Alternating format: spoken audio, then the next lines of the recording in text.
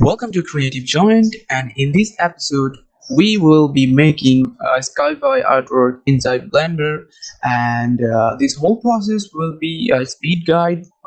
So I will demonstrate how I made this using some simple tools shading inside Blender. So without further ado, let's begin.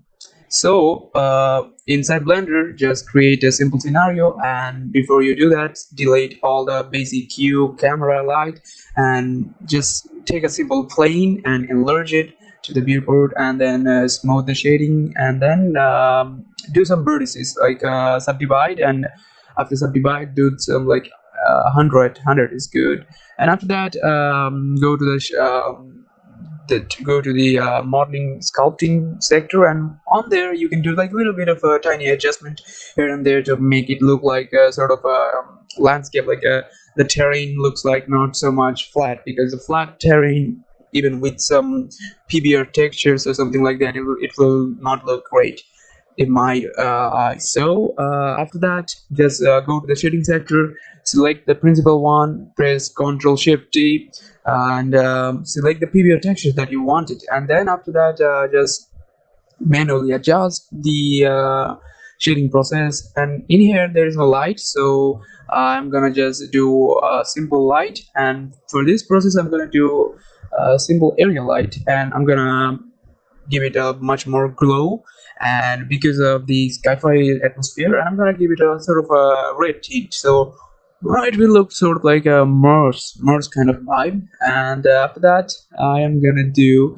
a sphere, a UV sphere that's gonna look like a planet from distance. So just press it to your desired location, and after that also shade the UV sphere, and on that just change the principal color of the UV sphere, so it looks like like a not so much like a white planet or something like that. It looks like a different planet, and yeah, just understand of the color and everything, because that makes it much more good.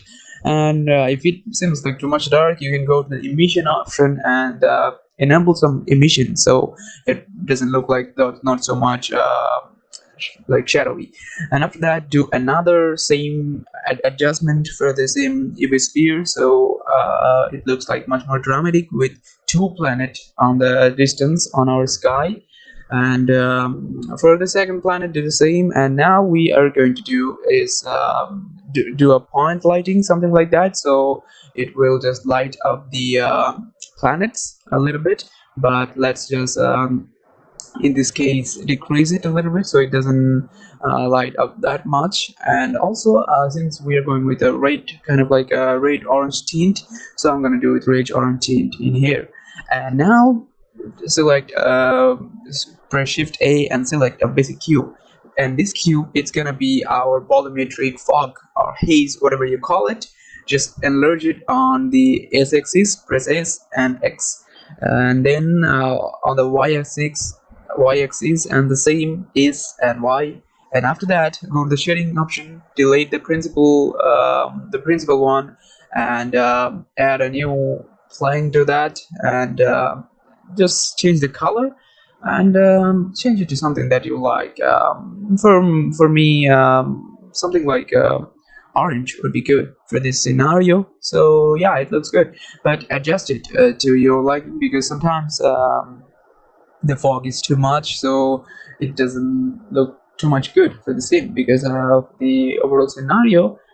So just point it on that, and right now I'm gonna create another new settings, and try principal volume and add that. And for the further color of the haze, let's just select something like lighter orange.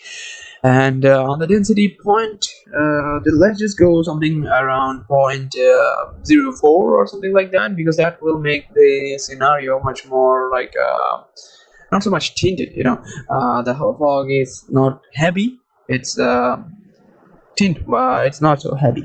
So after that, set up a camera and just press Control Alt O to Control Alt number 0 to have the camera to your viewport. And after that, for me, I want a similar like a square kind of scene.